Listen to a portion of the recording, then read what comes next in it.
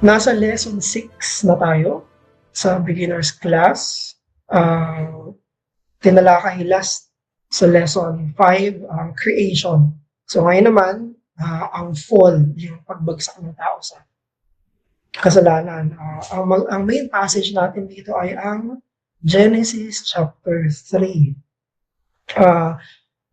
Marami tayong tatalakayin dito, pero kung meron tayong hindi ma-discuss sa lecture, feel free na i-open up ito, i-discuss natin sa after the lecture.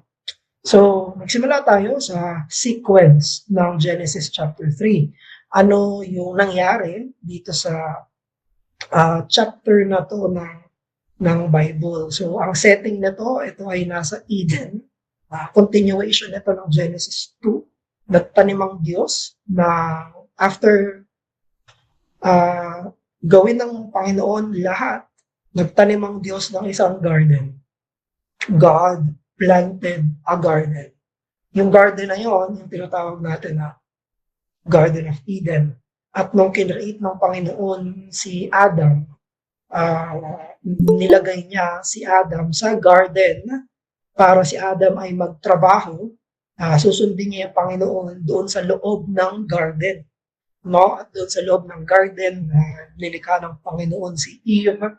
And then after God created Eve, namuhay si Adam and Eve in sinlessness and positive righteousness. Pagkatapos noon, dito papasok yung mga characters natin sa Genesis 3.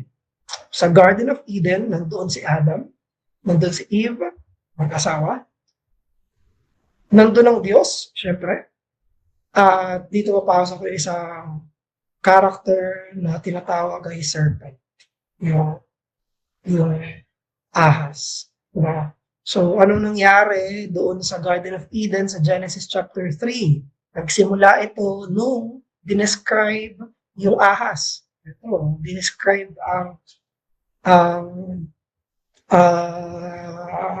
si Satan. No? After that, the Satan tempted Eve. Pansinin niyo, ang tinukso niya ay yung babae. Diba? So, nung tinukso ng ahas si Eve, dito na yung pinakaunang temptation. May pinagbawal yung Panginoon na kainin yung fruit of the tree of the knowledge of good and evil, at kinain yun ni Eva. Nung kinain yun ni Eva, binigyan niya yung kanyang mister. Sabi niya sa kanyang asawa, ikaw rin, kainin mo to. Sinunod ni Adam yung suggestion ni Eve. At pagkatapos nilang kainin ito, dito na pumasok ang Panginoon. Ang Panginoon ay naglalakad sa garden, at nung ang Panginoon ay naglalakad sa garden, kinonfront niya si Adam at si Eve. Sabi niya, nasan kayo? At after kinonfront ng Panginoon si Adam at si Eve, nagbigay na ng judgment yung Panginoon. God gave judgment kay serpent. Nagbigay din ng judgment ang Panginoon kay woman. At nagbigay lastly ng judgment ang Panginoon kay Adam. And after the judgment, pinalayas sa Garden of Eden yung mag-asawa. So they were in exile. No? So yun yung basic na storyline na Genesis chapter 3. And then, ang titignan natin dito muna ay yung nature ng temptation. Doon tayo sa pinakaunang part. Dito tayo. Nature ng temptation. So, ano yung nature ng temptation? Based doon sa passage. So, yan yung titignan natin. Genesis chapter 3, verses 1 hanggang 5. So, tandaan natin, nagsisimula yung temptation dito by the distortion of God's words. May pagbabaluktot nung salita ng Diyos. Sabi ng Panginoon, huwag niyong kainin yung fruit nung isang puno na yon. But notice what Satan, the serpent, said. So, dinescribe us yung serpent dito sa Genesis 3:1. Now, the serpent was more crafty than any other beast of the field that the Lord had made. And he said to the woman, yung serpent, kinausap niya yung babae. Kinausap niya yung babae. Ang sinabi ni Satan sa babae, did God actually say, you shall not eat any of the tree in the garden? Ang kine-question ni Satan dito ay, did God actually say? Sinabi ba talaga niya? So, meron na kaagad na pang-question or pag-insert ng doubt, pagdudahan, yung sinasabi ng Panginoon sa kanila. No? Nag-i-insert si Satan sa temptation, unang-una ng doubt saan? Sa word. Pagdudahan, alin?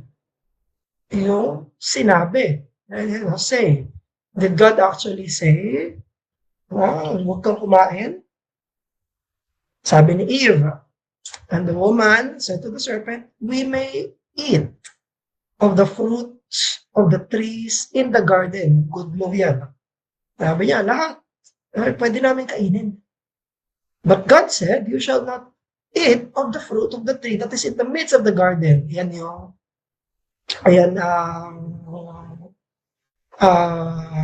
tree of the knowledge of good and evil.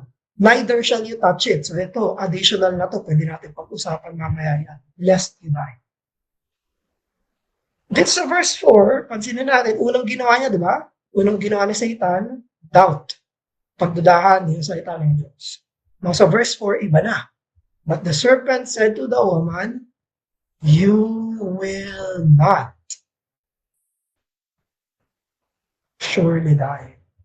Dito, twisting na kagad. Diretsahan. Ito yung mismo pagkakagawa ni Satan. Tinwist na kagad alin. Yung word of God, sabi nung una. Sinabi ba niya? Sa verse 4, sigurado, hindi kayo mamamatay. No? Tapos mayroon pang argument si Satan, no? Kung bakit hindi sila mamamatay. For God knows that when you eat of it, your eyes will be opened and you will be like God, knowing good and evil. Twisting na naman to hanggang verse 5. No? Twisting yan ng truth. So yan yung makikita natin dito sa nature ng temptation sa garden.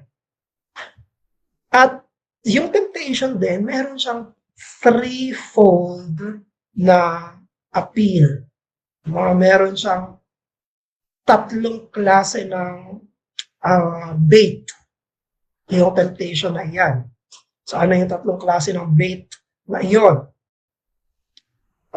Yung unang klase ay lust of the flesh. Pangalawa, lust of the eyes. And number 3, the pride of life. And majestically, sa kung paano sinulat ng Panginoon yung Bible. Ano yung sinulat yung Bible? Sa New Testament, sa 1 John, chapter 2, verse 16, fit na fit yung description ni John sa worldliness regarding sa threefold appeal sa temptation sa garden. Sabi ng 1 John 2:16, sabi doon, For all that is in the world, the desire of the flesh, and the desire of the eyes, and the pride of life, is not from the Father, but is from the world. Kaya pag nagsusulat si Apostle John, makikita talaga natin na siya ay marami siyang kinukuha from Genesis. Mula sa Genesis. Diba? Sa John 1:1, in the beginning was the Word, and the Word was with God, and the Word was God.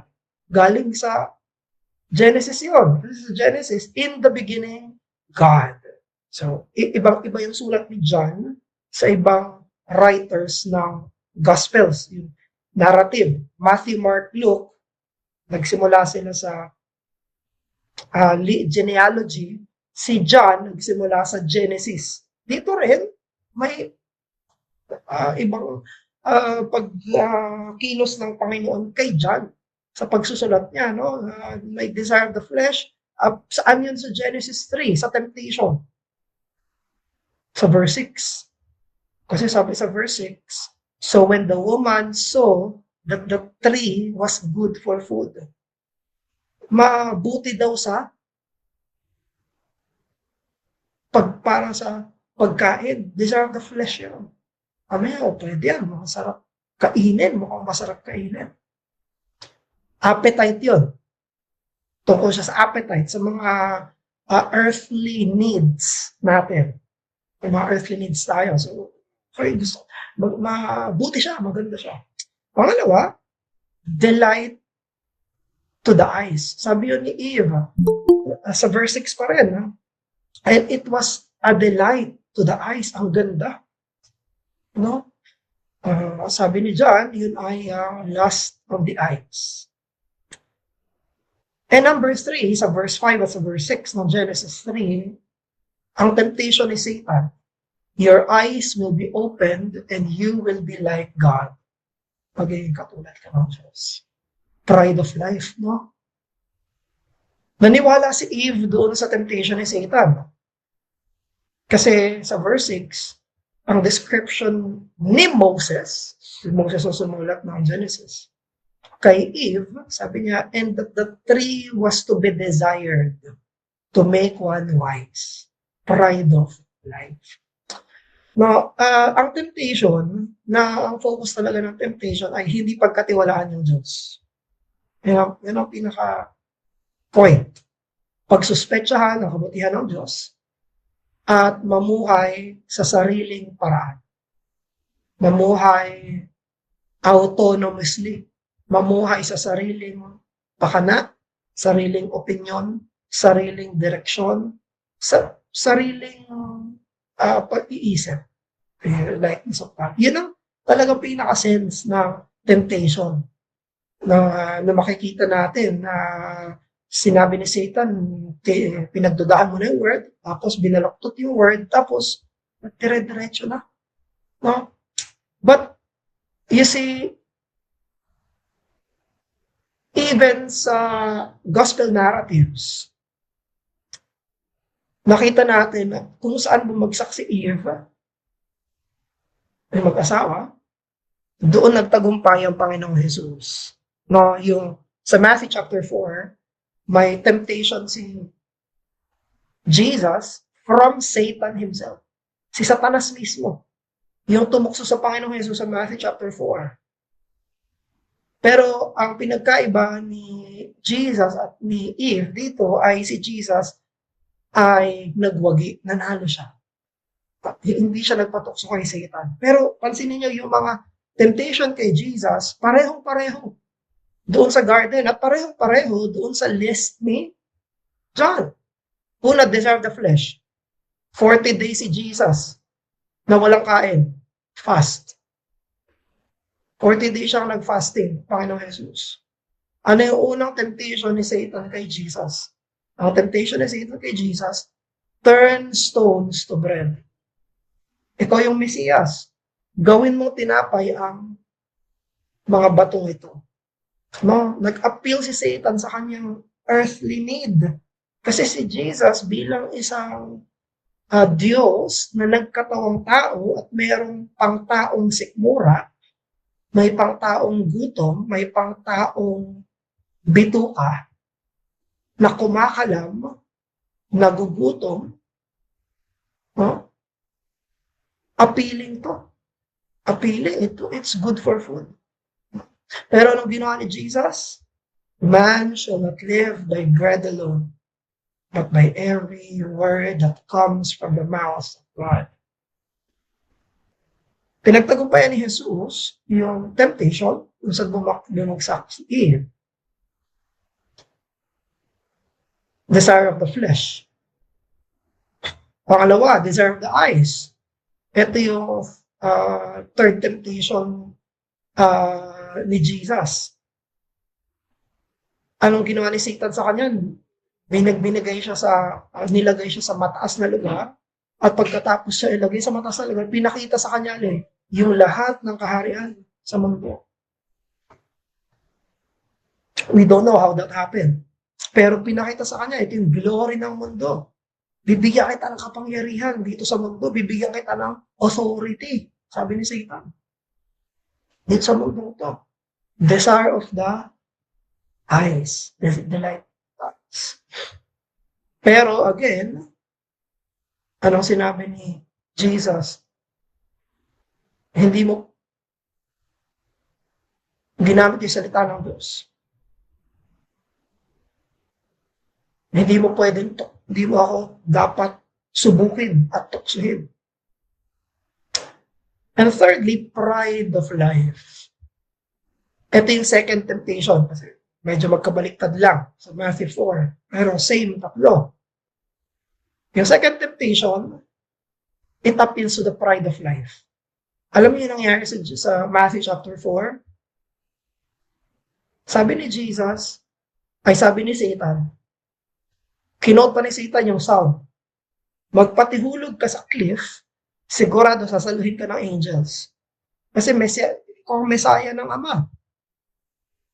No, importante ka, Jesus. Importante ka. Kahit magpatihulog ka dyan, sasaluhin ka. Magpapadala yung Ama ng mga anghel. No? Pride of life. Na subukin yung Diyos, no? Hindi, may Messiah ako. Pag tumalon ako dito, yan ang gusto i-feed ni Satan kay Jesus, no? Yung pag-appeal doon ay sa Psalm 91. Kinote ni Satan yung Psalm 91. Sabi doon, He will command His angels concerning you, and they will lift you up in their hands so that you will not strike your foot against stone. Sabi niya, do not put the Lord your God to the test. Nung sinabi ni Jesus na huwag mong subukin ng Diyos, ang ibig niyang sabihin, siya. Hindi ko pwedeng subukin ng Ama ko.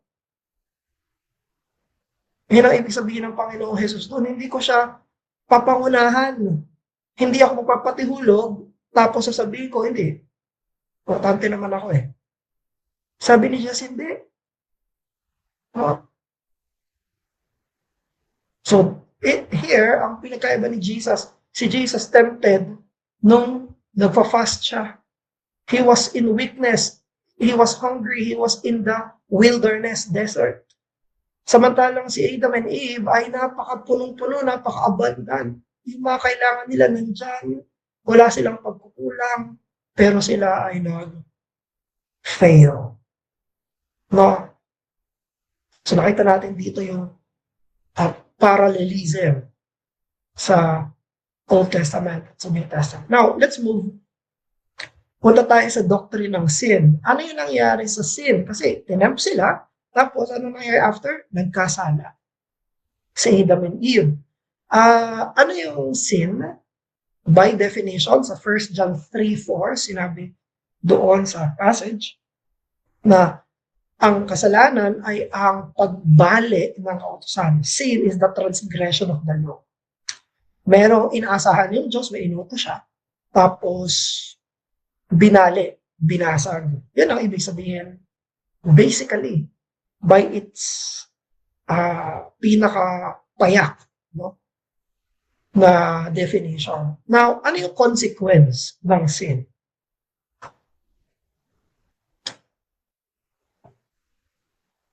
Hinati ko yung consequence ng sin sa tatlong bahagi. Una, ano yung personal na consequence? Anong nangyari personally kay Adam and Eve? Pangalawa, yung consequence ang nagdudulot ng conflict. No? May conflict na naidudulot. Lahat ng conflict ay dahil sa sin. At pangatlo, cosmic. Ano yung effect ng sin sa creation? So, personal consequences, conflict bilang consequence, pangatlo, cosmic na mga consequences. Now, number one, yung personal consequences, ano yung nangyari kay Adam and Eve? Doon sa Genesis 3, verse 7, nahiya sila. So, nahiya sila. Verse 7, then the eyes of both were open, and they knew that they were naked. Noong una, walang kasalanan, walang dapat ikahiya. Pero sila yung nahiya for the first time in their lives. Kaya sila nagsuot gumawa sila ng sarili nilang damit from leaves. Ano pa yung naging consequence personally? Dito sila nagsimulang matakot. Natakot sila. Tapos nagtago sila. Yan ang consequence ng kasalanan. Natatakot sa Diyos at nagtatago sa Diyos. Verse 8, and they heard the sound of the Lord God walking in the garden in the cool of the day. And the man and his wife hid themselves from the presence of the Lord God among the trees of the garden. Unang-unang pagtatago, nandito sa Genesis chapter 3. Takot at pagtatago. And ano yung nangyari na consequence sa kanila personally? Sila ay mamamatay. They will die because of their sins. Pangalawa, na klaseng consequence. Ang pangalawang klase ng consequence ay ang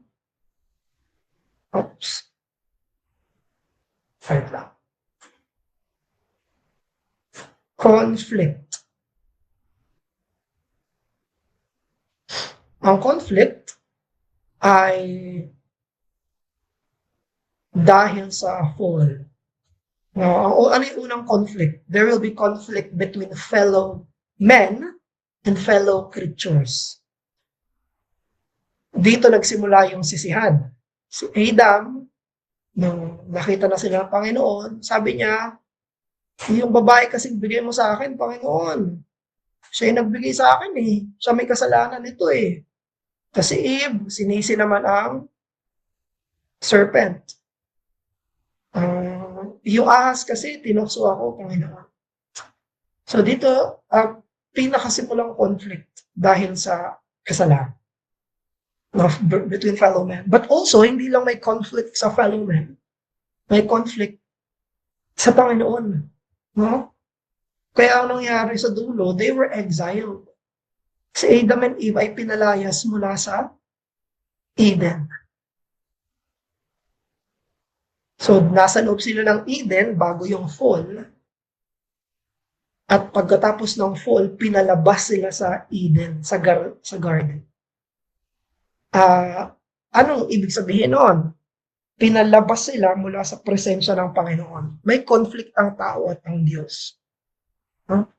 May conflict ang tao at ang Diyos. Bawal sila sa loob ng garden. Nagbigay pa nga ang Panginoon ng anghel, magagwardya, bawal kayong bumalik. Kasi the Garden of Eden represents the presence of God. Hindi pwedeng lumapit sa presensya ng Diyos ang tao na makasalanan. Hindi pwede. At sino yung nagsabing hindi pwede? Diyos mismo. Pag lumapit, sinubukan nilang lumapit doon, ano yung nakalagay doon sa Genesis chapter 3? Yung nagbigay siya ng anghel na with flaming swords. Bakit gano'n yung descriptions? Hindi lang swords. Kung hindi may flaming swords, merong espada. na nagliliyab. Yung anghel na itinalaga niya doon. Anong anghel yun? Cherubim. Ayan, no? Cherubim. Ito. Yan. And he drove the man out. Sino nag-drive out sa tao dito? God yan. Panginoon yan. God drove the man out. He placed on the east side of the Garden of Eden cherubim and a flaming sword flashing back and forth to guard the way to the tree of life. No? Bakit kinwardyahan? Kasi pag pumasok sila, patay sila. Papatayin sila. Hindi pwede na bumalik sila doon dahil sa kasalanan nila. May conflict between fellow men and conflict before God. Ano pa yung consequence? Ang isang consequence pa ng fall ng sin na ito ay ang cosmic. May na-curse na yung creation. So, isipin natin yun, sinabi sa verse 17, cursed is the ground because of you. Hindi lang si Adam and Eve, hindi lang yung relationship, kung hindi buong mundo. Yung bago ang Genesis 3, perfect yung mundo. Walang disaster, walang plagues, walang famine. Perfect yung physical earth. But after that, sinabi ng Panginoon, sinumpa yung mundo dahil sa'yo. Verse 17. Because of you. Cursed is the ground because of you. Yan ang intindi ng effect ng kasalanan sa Genesis chapter 3. Now, next, ang pag-usapan natin ay yung headship ni Adam. Yung pagiging ulo ni Adam bilang representative dito sa text natin. Dito sa Genesis 3 rather. Ito yung sinabi ng Romans chapter 5 verse 12. Sabi dito, therefore, just as sin daw, came into the world through one man. Sino tong one man? Adam. Si Adam tong one man, no? Yung kasalanan na pumasok sa mundo dahil kay Adam. And death, pumasok yung kamatayan sa mundo through sin. Si kanino sin yun? Kay Adam. And so, death spread to all men because all sinned. Now, ang gusto kong tignan natin dito ay itong phrase na to, all sinned. Ano ibig sabihin ni Paul nung sinabi niya, lahat nagkasala? Lahat nagkasala. In the context na itong Romans 5:12. Now, ganito natin babasahin yan. Babasahin natin siya representatively. Babasahin natin ito na ito ay nangyari because of the representation of Adam sa lahat ng mga tao. No? Na itong all sin dito, hindi niya ibig sabihin na sige, balikan natin yung buo. Hindi nito ibig sabihin na pumasok yung kasalanan sa mundo dahil nagkasala si Adam, tapos lahat tayo nagkasala, kaya lahat tayo mamamatay. Hindi ganon. Hindi ganon yung interpretation, hindi ganon yung reading na to. So, hindi, mayroon ba akong blank page dito? Hindi Adam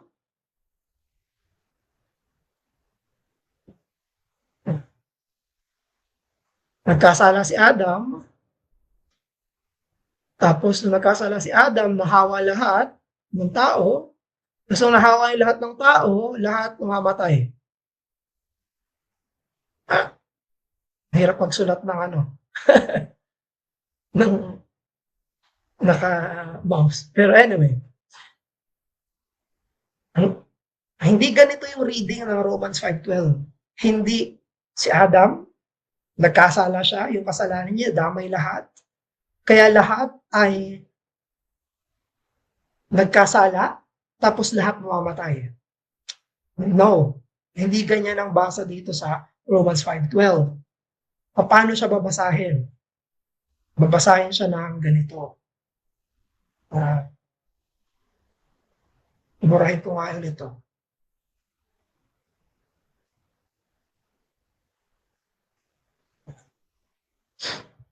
So si Adam,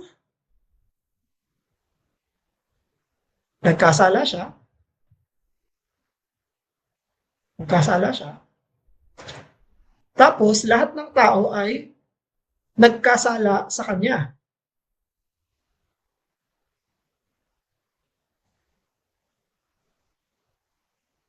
By imputation, by representation.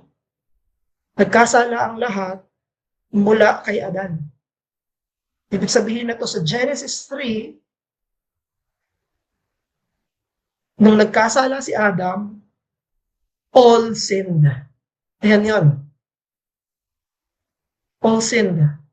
Therefore, all died. Death spread to all men. Kaya tayo lahat mamatay. Dito yan sa Romans 5:12. Dahil sa sala ni Adam. Hindi tinuturo dito sa Romans 5:12 na mamamatay tayo dahil lang sa sarili nating kasalanan. No, mamatay tayo dahil sa kasalanan natin kay Adam. Yung kasalanan niya, kasalanan natin. By usapin ito ng representation sa pamamagitan nito ng federal headship. Ang kasalanan ng isa ay kasalanan ng lahat. Palagi ko na kapag ito yung topic, in-illustrate ko ito kay sa mga sports. Sa mga sports, no?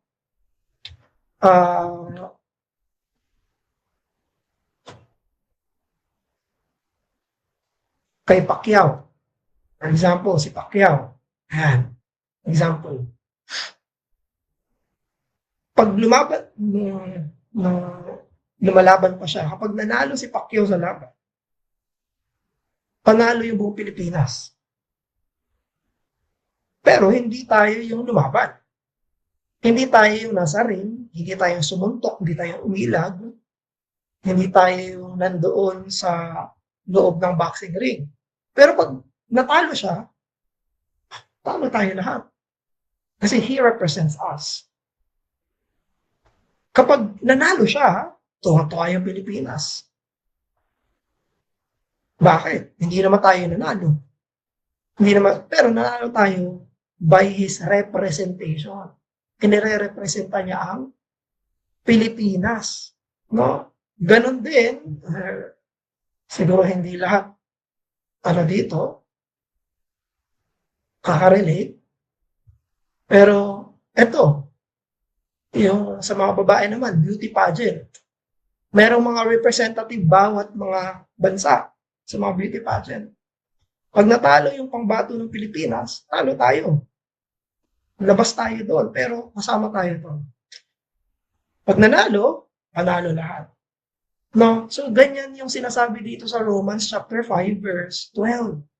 Na tayong lahat ay namatay, lahat tayo ay talo, dahil yung ating pangbato na si Adam ay talo.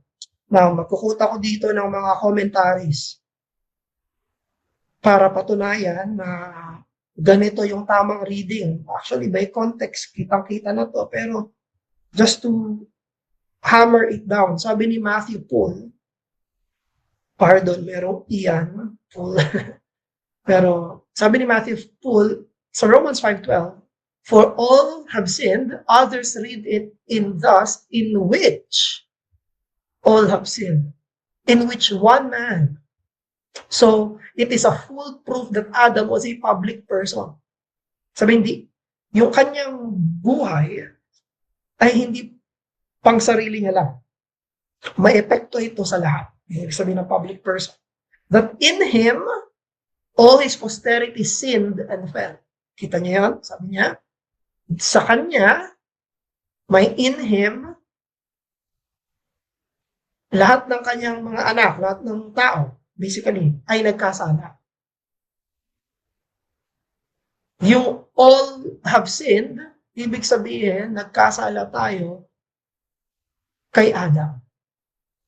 He was our representative and we were all in him. Ulit-ulit. As a town or county in a parliament man. No?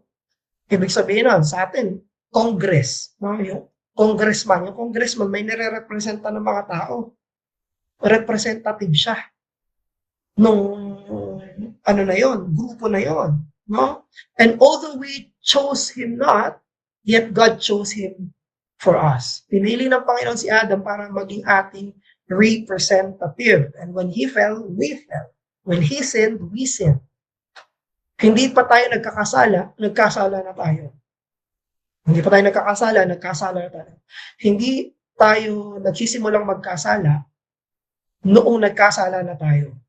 Wala pa tayong ginagawang kasalanan, guilty na tayo. Bakit? Because of Adam. Representative natin. Si John Hill, sabi niya, all have sinned. As he, si Adam, was a common parent of mankind. He had all human nature in him. And he was also the covenant head. Yan, yung federal headship. And representative of all his posterity. Siya ang representative natin. So that they were in him. Kita niyo yung words na yun. In him palagi. In him. In him. Both naturally, magulang natin physically, and federally, covenantally. And so, sinned in him. Itong binalikan natin dito, yung all sinned, yan ay all sinned in Adam. Sabi ni John Hill, no? And fell with him by his first transgression into condemnation and death. So, hindi pa tayo nakakagawa ng ating first sin. Wala pa tayo nagagawang kasalanan. Makasalanan na tayo. Guilty na tayo. Sa harapan ng Panginoon in Adam. Next, si Ellicott. Sabi niya, for all that have sinned, rather for that, or because all sinned, not, maganda, kasi yun na niya, kinqualify niya, not by their own individual act. No? Ganda yun. So, itong Romans 5:12 na to, itong all na ito, yan, hindi yan individual.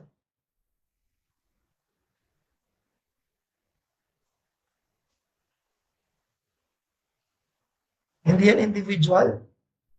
But implicitly in Adam's transgression, they were summed up and included in him as the head and representative of the human race. Next. Okay, tatlo lang yung kinote ko doon to prove, no, na yung Romans chapter 5 verse 12 ay representative, no, natin doon. Now, pag-usapan natin, ano yung nakuha natin from Adam? Dito papasok yung doctrine ng original sin. Doctrine ng original sin. Ano ibig sabihin ng original sin? What does it mean? Ang ibig sabihin ng original sin ay ang mga tao ay naapektuhan sa unang kasalanan ni Adam na nagre-resulta ng universal condition. Sinful condition natin at separation sa Panginoon. Tapos, yung original sin na yan, may dalawang klase pa. No? Ano yung dalawang klase ng division sa original sin? Yun yung guilt at nature. Guilt, imputed guilt, at inherited nature. Ayan yung nakuha natin from Adam. Ang una natin nakuha kay Adam ay ang ating pagiging guilty. Ayan yung Romans 5:12. Dahil sa unang kasalanan ni Adam, lahat tayo guilty na. Guilty na. Yung pangalawa ay yung inherited corruption. na namanan natin from Adam, yung deadness in sin, yung ating pagkaayaw sa holiness, yung ating sinful nature, yung common term, na mula, sabi ni David sa Psalm 51, nasa sinapupunan pa lang ako ng nanay ko, I was conceived in sin. No? Nasa tiyan pa lang siya ng magulang niya, makasalanan na siya. Yun yung literal na pagkamakasalanan. No? So, may difference ba itong dalawa? Yes. Yes, may difference yung dalawa yan. Kasi ito ay imputation. Ito, hindi to imputation. Imputed yung guilt, ibig sabihin, hindi ka nagkasala, pero pagbabayaran mo yung hindi mo personal na kasalanan. Kasalanan to from Adam. Adam yan. Pero ito, you and me. Tayo yung nagkakasala. Pero yung tendency, yung propensity na magkasala, yun yung minana natin. Pero yung pagkakasala, tayo na yun. Tayo na yung gumagawa nun. Yung guilt, inimpute sa atin. Tapos dito, additional guilt to. Kasi magkakasala na tayo pareho. From birth, meron na tayo no. Kaya itong error, mga kapatid, ng mga Pelagians, yung isa sa mga tinawag na heresy, Pelagian end, sa early church. Dahil anong sinabi ng Pelagian? They deny ang original sin. Hindi sila naniniwala na sa federal headship ni Adam sa humanity. Sabi nila, we are accountable to God individually lang. Kaya dito nanggagaling yung kanilang false gospel na by works. Kaya si Pelagian nakipaglaban kay Augustine, dahil si Augustine naniniwala na kailangan natin ng biyaya para maligtas. Si Pelagius naniniwala na basta sundin mo yung Diyos. Hindi mo na kailangan ng biyaya. Sundin mo yung Diyos, may kakayanan ka. No? So, ang dinedeny ni Pelagius, itong dalawa. Hindi imputed sa atin yung guilt ni Adam. Sabi ni Pelagius, tayo ay parang si Adam at hindi natin na-inherit yung sin tendency. Para kay Pelagius, hindi. You can choose to obey or not obey by yourself. No need ng grace. Walang federal headship. Walang covenant headship. Tayo at ang Diyos lang ang magkaharap. Di ba? Parang ganun yung normal na mga ano ngayon, ng mga Pilipino. Di ba ganun yung tingin nila sa Panginoon? Na hindi sila harap sa Panginoon representatively. Hindi nila kailangan ng representative. Dinedeny nila na kailangan nila ng representative. Ako at ang Diyos lang. Ako at ang Diyos lang. Palaging individual. Hindi covenantal. No? Pero yan yung heresy ng Pelagianism. No? Pero ano yung gospel according to Paul? Sabi sa Romans 5:18-19, ang sinabi dito, therefore, as one trespass, Adam. Adam yan, di ba? One trespass, Adam. Led to condemnation of all men. So, one act of righteousness, sino yan? Jesus. Leads the justification and life for all men. As for by one man's disobedience, Adam na naman, the many were made sinners. So by one man's obedience, yan si Jesus, the many will be made righteous. Yan yung distinction na binigay ni Paul kay Adam at kay Jesus. Si Adam nagkasala, si Jesus nagtiwala at sumunod sa ama niya. Yun ang Panginoong Jesus. Kaya lahat ng mga mananampalataya ay naligtas hindi dahil sa kanilang individual standing before God. No? Katulad hindi tayo hahatulan ng Diyos dahil lamang sa ating personal sins, kundi sa ating covenant sin, ating sin with Adam. But in the gospel, kailangan natin si Christ. Jesus obeys. At sa ating imputed guilt, ano yung answer? Imputed righteousness. Ito yun, imputed righteousness. At sa ating inherited sinfulness, ano meron? Sanctification. Binababanal tayo. Kailan nagsimula yun? Na-impute sa atin ng Panginoong Jesus ang kanyang righteousness. Kailan nangyari na tayo ay sinasanctify? The moment we are converted sa ating second birth. At ayan ay ang regeneration. Nung tayo ay na-regenerate, tayo ay nanampalataya, faith, tayo ay nag-repent, sa atin ay inimpute ang righteousness ni Christ at tayo ay nasanctify. Yan yung sinasabi ng mga reformers na duplex gratia, na double grace. Yung duplex gratia na yun, answer pala yun dito sa ating fall, no? Bumagsak tayo, imputed guilt, inherited nature.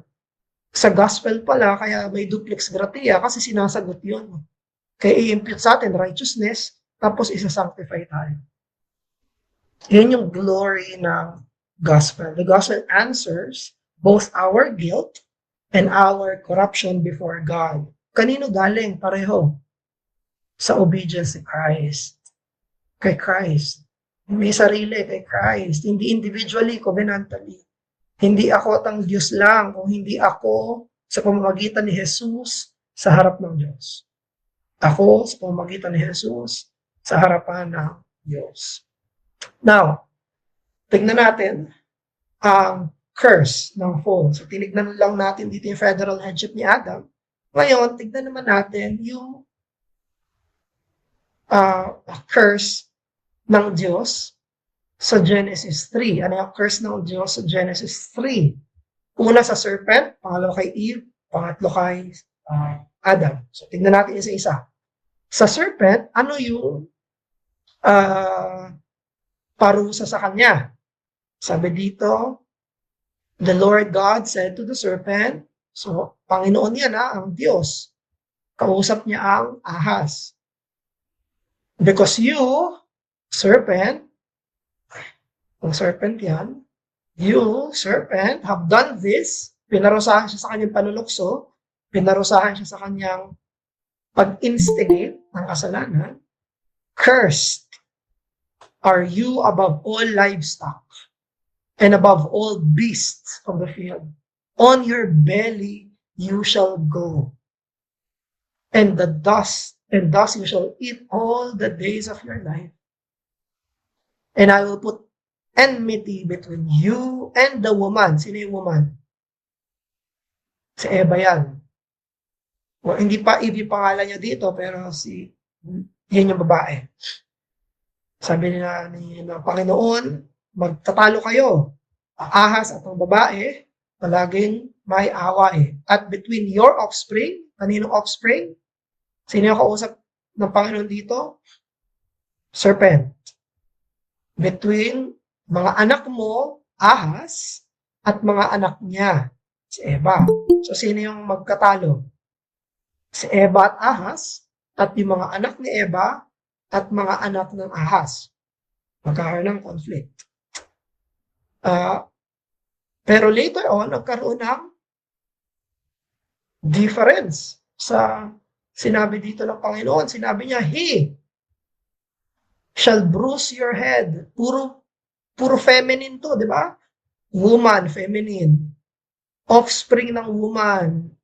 Yung babae pa rin yan, di ba? Mga anak ng babae. Pero dito, nagkaroon na ng masculine. He. So inaasahan na isa sa offspring ni Eve ay he na ano? He shall bruise your head. Sino yung your? Yung serpent. And you, sino yung you? Serpent. Shall bruise his, sino yung his? Anak, the Eve. His heel. So ito yung sinabi ni Andrew David Naselli. Doon mo tayo sa physical. Sabi ni Naselli, God may have originally created snakes with legs and wings. Pwede daw na ang nilikha ng Diyos yung ahas originally na mayroong mga paa. Kasi yung kanyang parusa, di ba, lalakad na lang siya sa kanyang tiyan. And wings on the ground. In-emphasize sa Panginoon, nasa lupa. Parusa yun. Parusa na nasa lupa ka, parusa na gagapang ka. So, sabi ni Naselli, pwedeng kinrate ng Diyos ang mga ahas originally na may paa at mayroong pakpak. As in our popular pictures of dragons. But because of the snake's deceit, God humiliated, pinahiya, binaba. God humiliated the snakes by forcing it to slither on its belly in the dust. As a result, now we describe a snake as a reptile that is long, limbless, and without eyelids, that moves over to the ground on its belly with a flickering tongue, which makes the snake appear to be eating dust. So, yun yung physical aspect ng ahas. No? And by the way, later on sa ating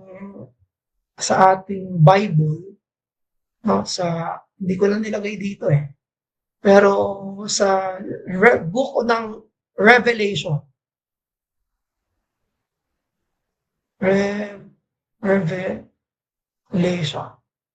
sa book ng Revelation, ano yung description kay Satan? Sa Genesis, ang description sa kanya, serpent. Sa Revelation, ang description kay Satan. Siya ay dragon. Dragon. Yung description kay Satan. No? May makakuha na naman tayo doon na idea. Kasi si John, ang description niya palagi sa kanyang mga books ay from Genesis. No? Mula palagi sa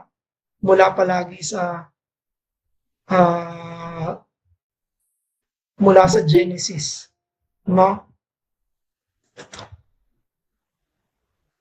Dito sa Revelation chapter 2 verse 9, verse 12, chapter 12 verse 9. So basahin ko lang ito ng mabilis. Sabi dito sa Revelation 12 verse 9, the great dragon was hurled down. That ancient serpent. Ang dragon daw ay yung serpent. Sino kaya yun? Called the devil. Sino yung devil? Satan. Or Satan. Who leads the whole army, the whole world astray. He was hurled to the earth and his angels with him. No? Ito yung physical aspect. Pero, meron ding ongoing conflict dito na parusa sa ahas. Ang parusa sa ahas ay magkakaroon siya ng pagtatalo. Lahat, yung mga anak ng babae ay kalaban ng anak ng ahas. But, as we noticed, merong anak yung babae na lalaki. May anak na lalaki si Eve, magkakaroon siya ng anak, nadudurog sa ulo ng ahas. No? And we know, yung verse 15 na yon, yung Genesis 3:15 ay ang first gospel. Siya yung dudurog sa ulo ng ahas. Siya yung dudurog sa ulo ng dragon. sa Revelation, si Satan ay dragon. Si Jesus, ano yung description kay Jesus sa Revelation? Isa siyang hari na nakasakay sa puting kabayo.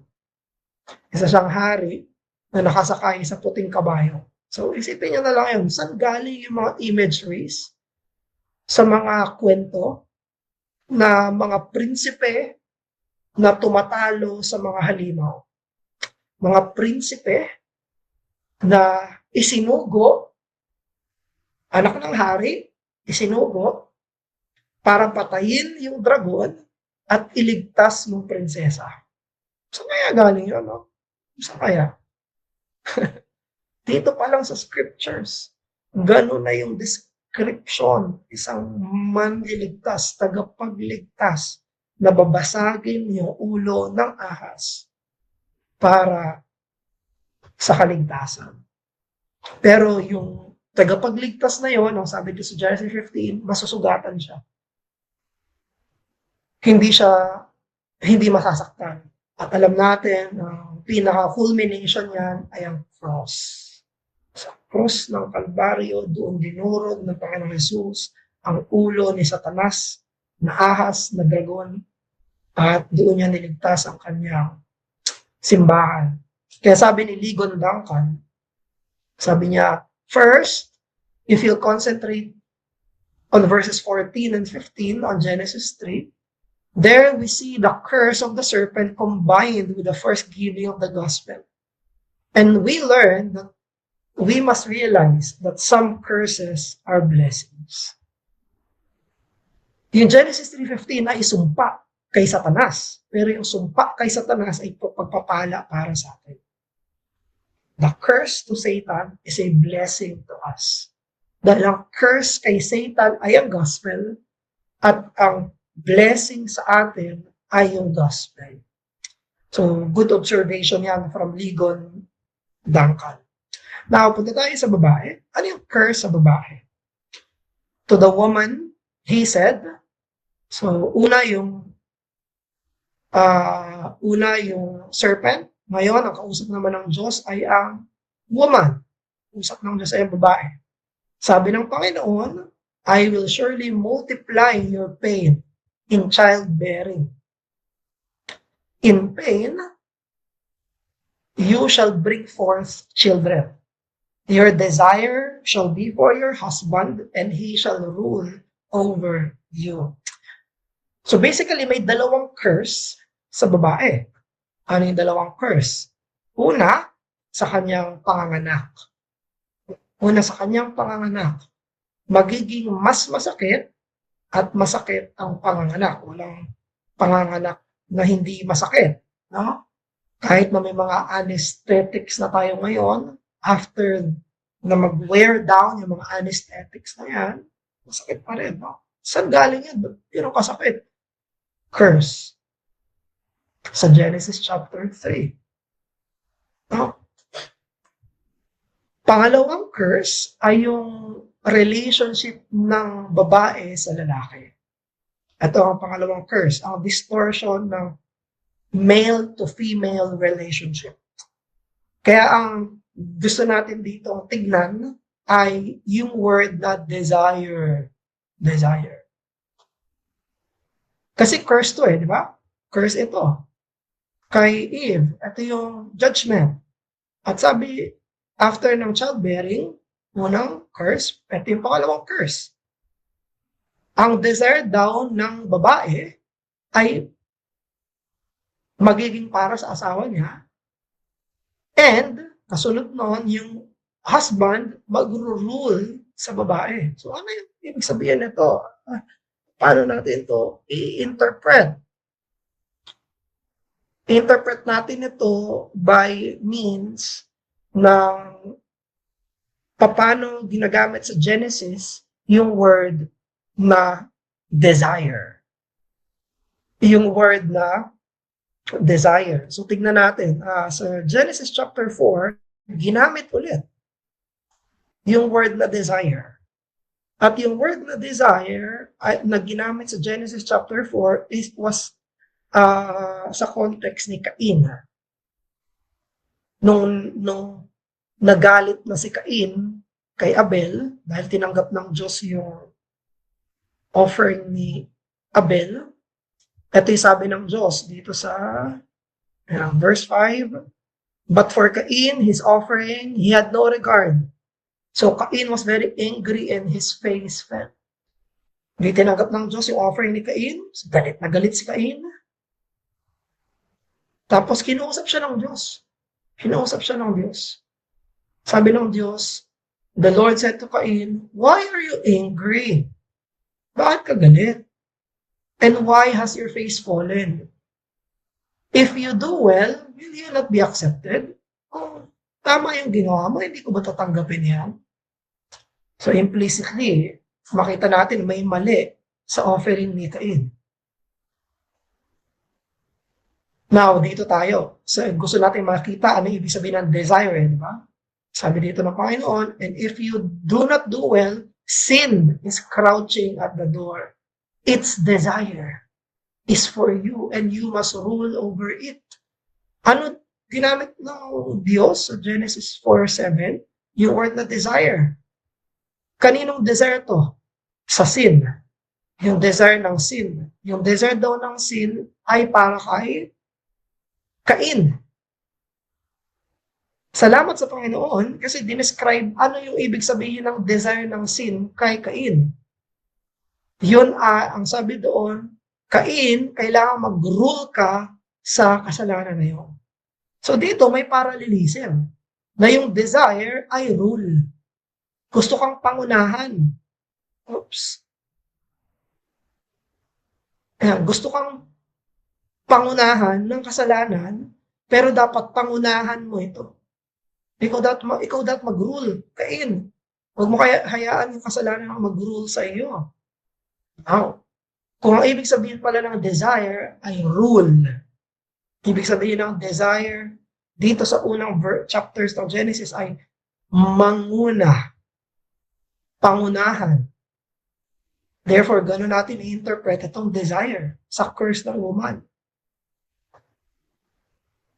Rule. Ang curse sa mga babae, woman, your rule shall be for your husband. Gusto mong pangunahan yung asawa. Gusto mong ikaw ang mag-desisyon, mag-lead, sundin. Ikaw ang susundan ng iyong husband. Yan ang makikita natin na curse sa mga kababaihan, na mga kababaihan na may tendency na maging controlling, makipagtalo, or gustong maging master ng kanilang mga husbands. Pero ang husbands ay magre-respond dito, sinabi, he shall rule over you. No? Pero, sa kanito sinabi sa mga kay Eve, anong nangyayari ngayon? Nagkakaroon ng power struggle sa marital relationship. So, alam natin ng design ng Panginoon na ang magiging mga tagapanguna sa usapin ng marriage ay ang mga lalaki. No? Pero ito ang curse. Ito yung sa lahat ng na premarital counselings natin o kaya mga marital counselings natin, isa ito sa normal na pinaglalabanan ng mga bride, mga wife, na gusto nila silang masunod. Sila ang mangunguna. And you see, dito pa lang sa simula, nakita na natin na ang feminism ay curse. Yung feminism na idea na masusunod, no? Ay make the marriage. Yun ay nanggaling dito sa simula. No, si Lori, sinishare niya sa akin yung mga napapanood niya. May pinapanood siyang Chinese na mga drama. Kasi yun ang pinapalagi niya kinikwento, napapansin niya daw. Sabi niya, but dito sa mga Chinese na to, bida lalaki, tapos ang palaging natataas, mga babae. Palaging yung mga babae ang leader palagi, sila yung masusunod, sila yung mataas. So, siya, napansin mismo yun ni Lauren. So, kinikwento niya. Here it is. No? Nagkakaroon ng power struggle. But my question here is, paano to sinusolusyonan ng gospel? No? Itong curse a woman, how does the gospel answer itong curse na ito? Now, punta tayo kay Adam. Lastly, the curse ay kay Adam. Mas marami. Una, sinabi dito 72:19. And to Adam, he said. Sino yung he? Ang Panginoon. Sabi niya kay Adam, because you, Adam, listen to the voice of your wife. Ano daw yung dahilan kung ba siya i-curse? Kasi nagpasakop siya sa mali na recommendation ng kanyang asawa kay Eve. Wow, because nakinig ka sa tinig ng iyong misis. Dapat sa akin ka nakinig, sabi ng Panginoon. And etong listening na yon sa sinful yan, diba? Sinful. Sin. And have eaten of the tree which I commanded you. Sabi ng Panginoon, you shall not eat of it. Ito na yung unang curse. Cursed is the ground because of you. Cosmic.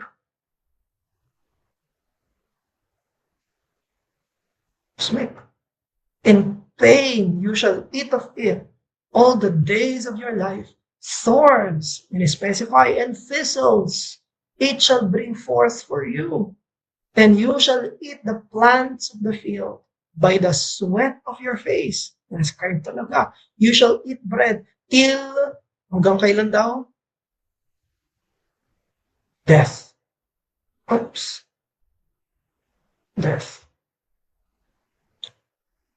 Till you return to the ground, for out of it, the ground, you were taken, or you are dust, and to dust you shall return. So ano ang unang curse kay Adam? Cosmic result. Dahil sa kasalanan ni Adam, siya yung representative, no? Wasak ang buong mundo, creation. No?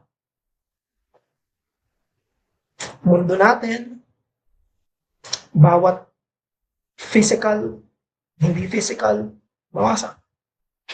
Ano yung pangalawa na curse dito ng Panginoon?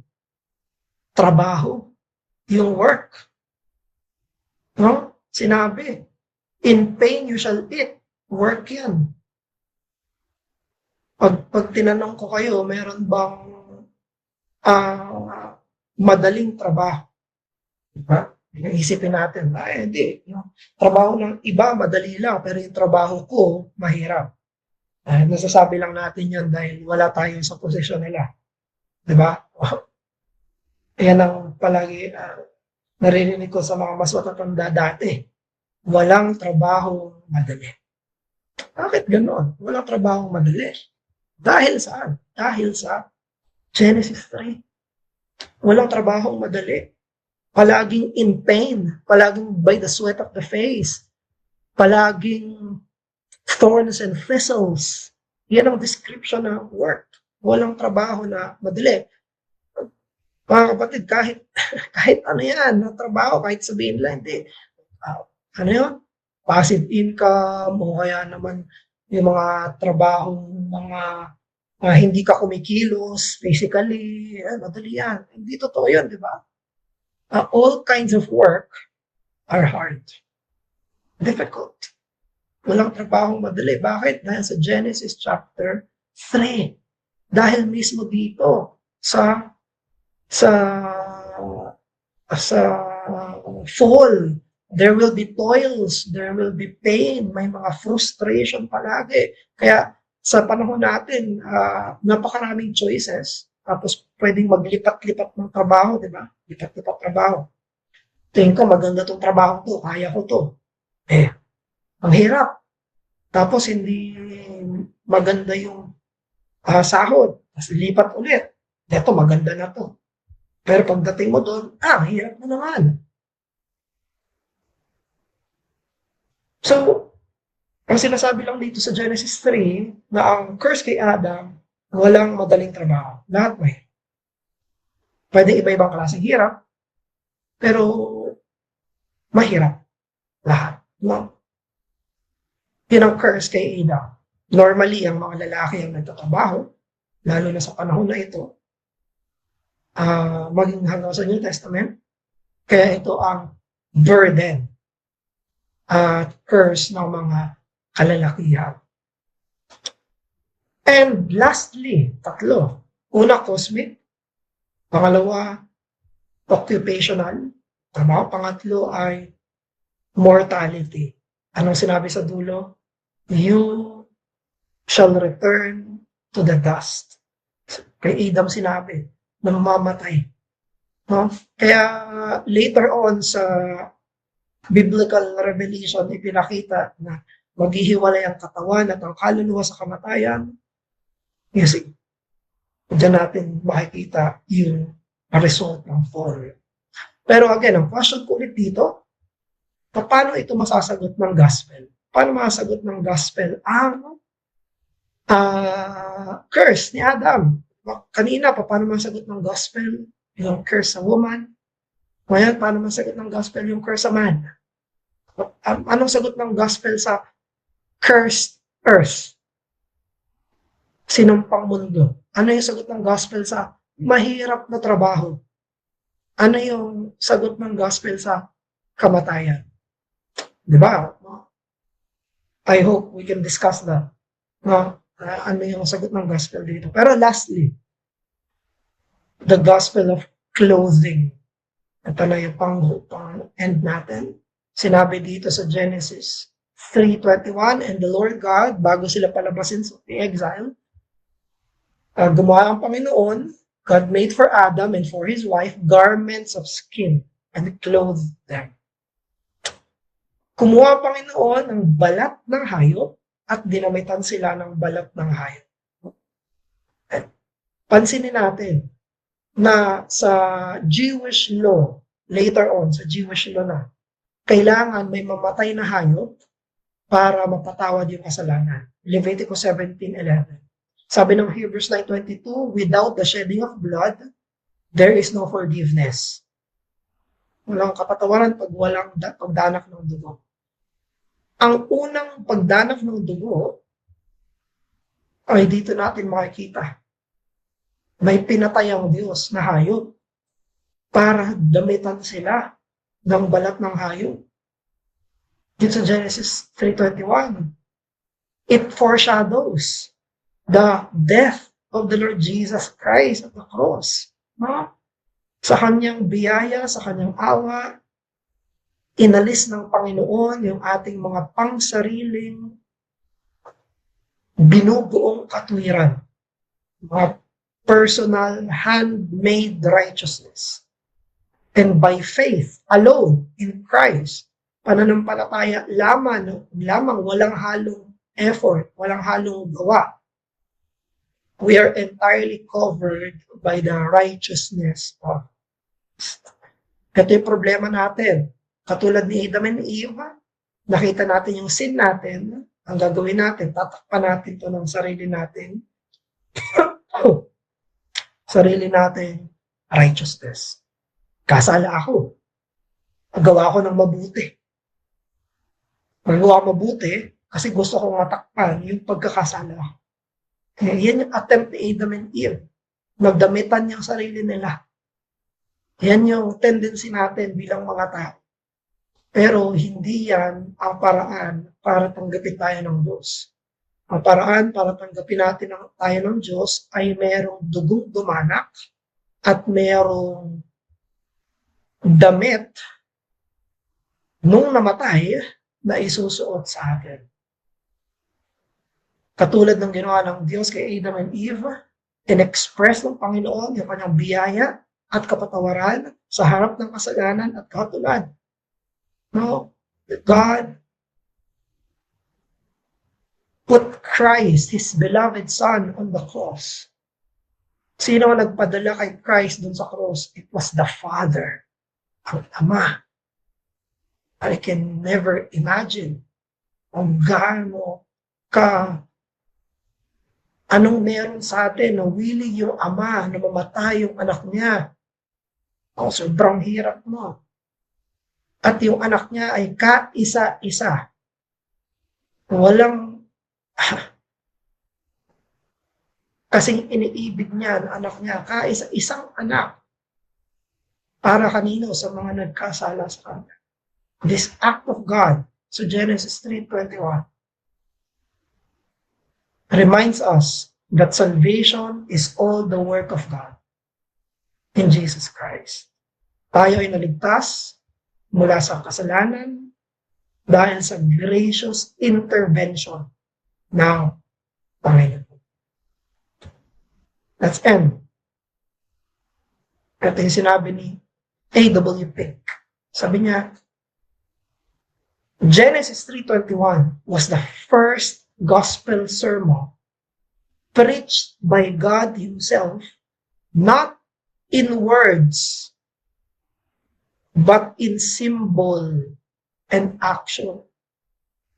Siyempre, ang unang gospel preaching, Genesis 3:15. Pero ang unang gospel sermon na may ginawa yung Diyos ay Genesis 3:21. It was setting forth of the way by which a sinful creature could return unto and approach his holy Creator.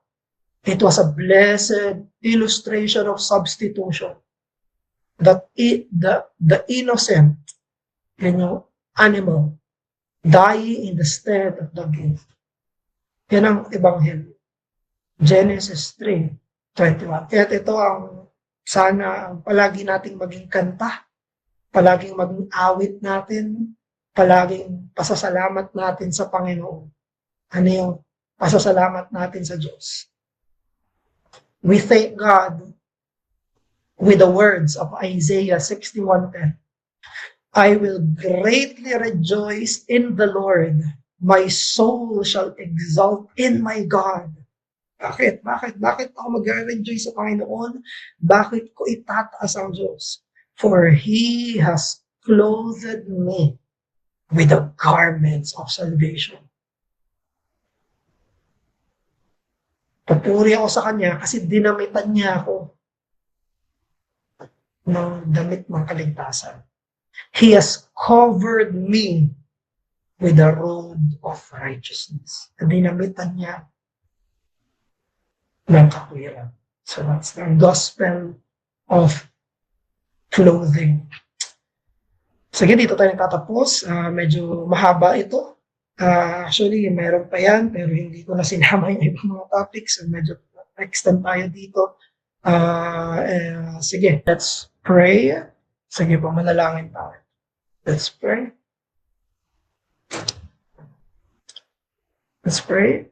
Diyos namin, maraming salamat po for this afternoon na meron kami na makapag-aral tungkol sa fall, tungkol sa Genesis chapter 3.